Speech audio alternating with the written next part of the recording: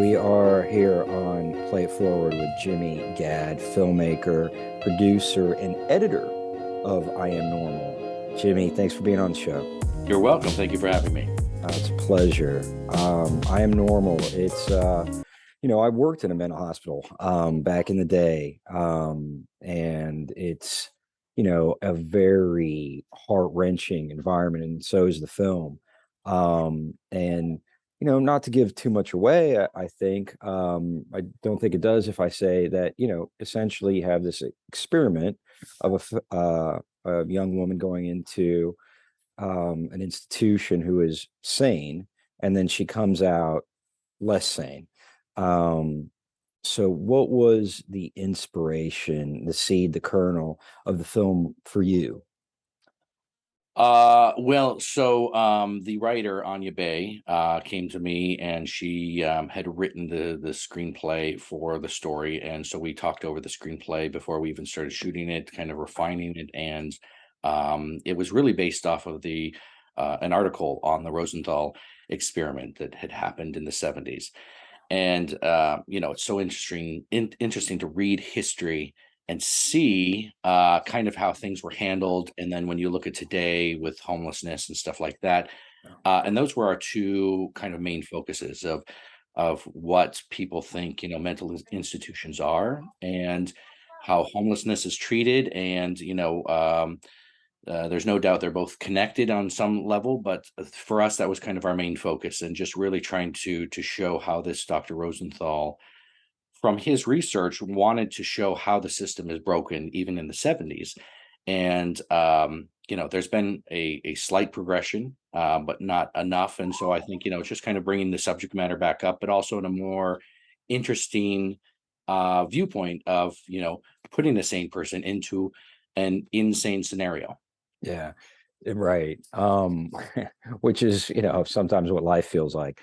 Sure. What was on a personal level really touched you about the story that made you say, "Hey, all right, I'm going to do this."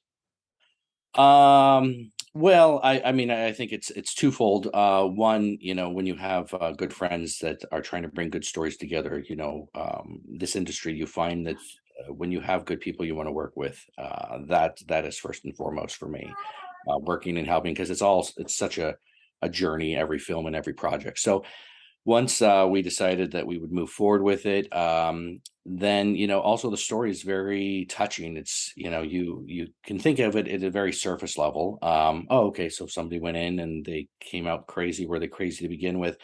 But like you just said, that's kind of life.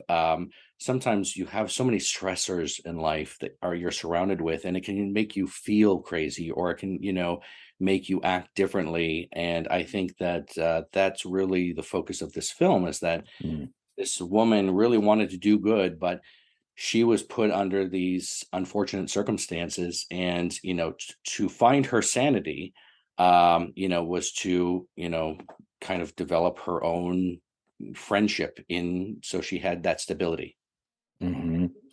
Well, that's leads us well into the really second focus of Play It Forward. And the question is, what is the message of the film? What is it saying at that story level to the viewer, and how do you read it or view it? uh, well, you know what, I think that it's the ending, without spoiling it, is there for a shocking type of turn of events, for any film where you want just that twist.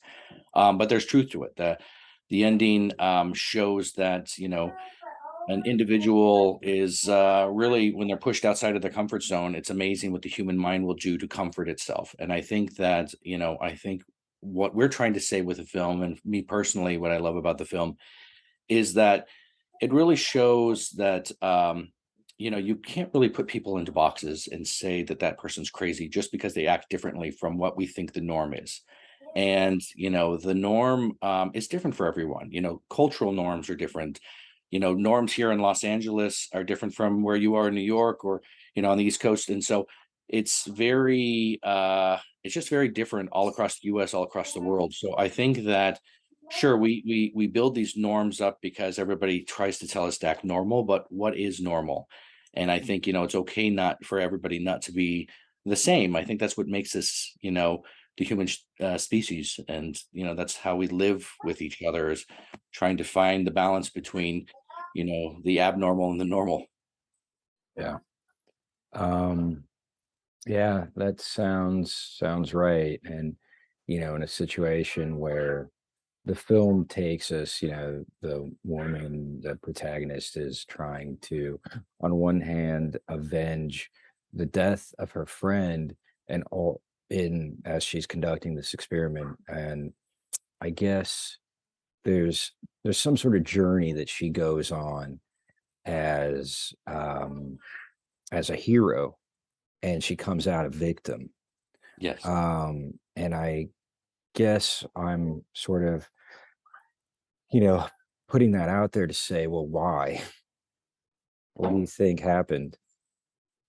Sorry. So your question is, why did she come out as the Well, victim? Or yeah, I mean, she went in as a hero, and she had these um the desire to create positive change, to find the cause of death for her friend, to try to, impact the world in a positive way, and she comes out as a victim. sure. She's the hero who is not successful in her journey, and I guess the question is why. I think, for me, my background is in documentary filmmaking, and it's kind of like the documentary standpoint as I see it. You go in with one hope that she is going to be the hero, leading us through and show them that she's normal and their system's broken, but in turn, the system changes her, and I think that's what she didn't expect, nor did the experimenters themselves expected, and that's just the par for the course, unfortunately. That sometimes you really go in with the best intentions, but sometimes the situation is so extreme that you realize that you don't have as much control as you think you do, and I think that's why it's really important to see that, because you know, uh, so many individuals have been placed into, scenarios like this, in facilities like this, just because somebody else decided they should go in there, and they really didn't deserve to be there. But then after being there for a while, you try to acclimate. That acclimating to that environment really can make you crazy, because it's a scenario that's run, not allowing for variables.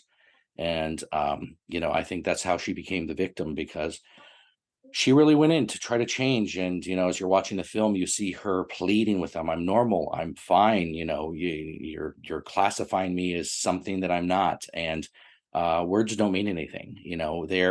They're so strict, in their literature and everything that they need to be doing, that they kind of push you outside into the, insane portion of the scenario. For sure, for sure. And I guess what I'm trying to get at and is, as a cautionary tale and as a Sure. coming of age story, right?